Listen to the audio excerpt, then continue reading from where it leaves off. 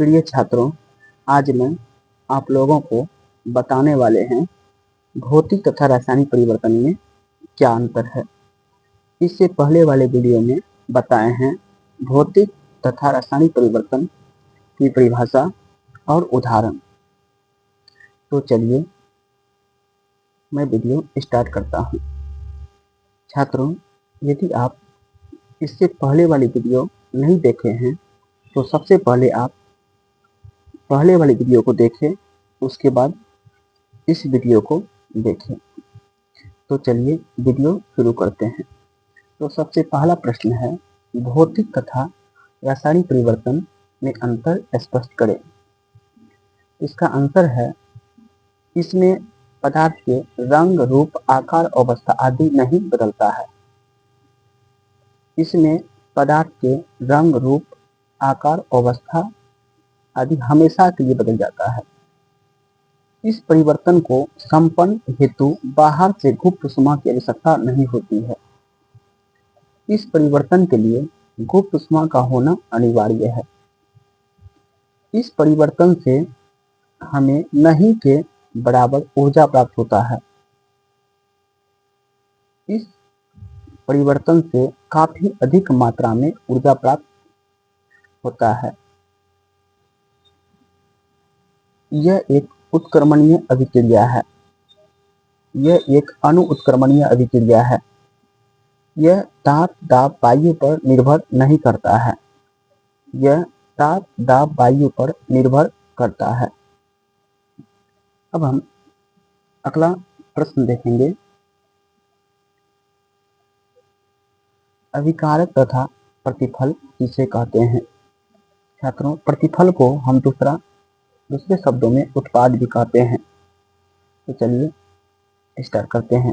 अभिकारक, रासायनिक अभिक्रिया में भाग लेने वाले पदार्थ को अभिकारक कहते हैं। प्रतिफल या उत्पाद, रासायनिक अभिक्रिया के फल स्वरूप बने नए पदार्थ को उत्पाद कहते हैं। उदाहरण है, जैसे हाइड्रोजन प्लस ऑक्सीजन को जब आपस में मिलाए तब क्या बना, जल बना।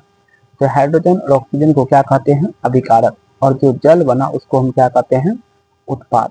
अब उदाहरण नंबर 2 है, कैल्शियम कार्बोनेट को जब गर्म किए तब क्या बना, कलिचूना, कैल्शियम ऑक्साइड और कार्बन डाइऑक्साइड गैस बना।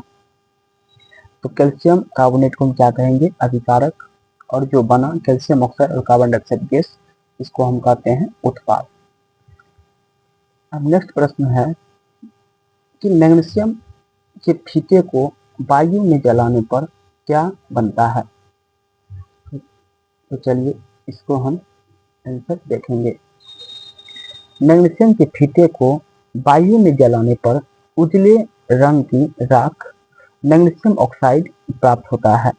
जैसे मैग्नीशियम प्लस ऑक्सीजन को गर्म किए तो मैग्नीशियम ऑक्साइड प्राप्त हुआ, जिसे हम मैग्नीशियम ऑक्साइड कहते हैं, MgO। ये उजले रंग के राख मैग्नीशियम ऑक्साइड होता है। अब हम आगे प्रश्न देखेंगे जो कि एग्जाम के लिए काफी इंपॉर्टेंट है, जिसको हम VVI यहाँ कर किए हैं। तो अगला है, संतुलित और असंतुलित रासायनिक समीकरण किसे कहते हैं, उदाहरण द्वारा स्पष्ट करें। इसका आंसर है, संतुलित समीकरण वैसे रासायनिक समीकरण जिसमें अभिकारकों और उत्पादों में उपस्थित विभिन्न तत्वों के परमाणुओं की संख्या बराबर होती है, उसे संतुलित रासायनिक समीकरण कहते हैं। उदाहरण है कि हाइड्रोजन और ऑक्सीजन को जब आपस में मिलाए तब क्या बना, जल। ये संतुलित रासायनिक समीकरण है। जैसे यहाँ पर हाइड्रोजन 4 है अभिकारक में, फिर यहाँ उत्पाद में भी हाइड्रोजन 4 है, यहाँ ऑक्सीजन 2 है, यहाँ पर भी इससे मल्टीप्लाई होगा तो ऑक्सीजन 2 हो जाएगा। फिर यहाँ अभिकारक में सोडियम 2 है, फिर हाइड्रोजन 4 है, यहाँ पर सोडियम 2 है, यहाँ हाइड्रोजन इससे मल्टीप्लाई होगा तो हाइड्रोजन 2 और 2 4 हो जाएगा। यहाँ ऑक्सीजन 2 है, यहाँ भी ऑक्सीजन 2 है। तो ये भी क्या है, संतुलित रासायनिक समीकरण है।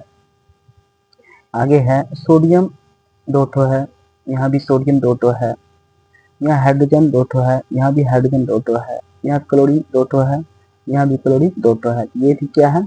संतुलित रासायनिक समीकरण है। अब हम देखेंगे असंतुलित रासायनिक समीकरण।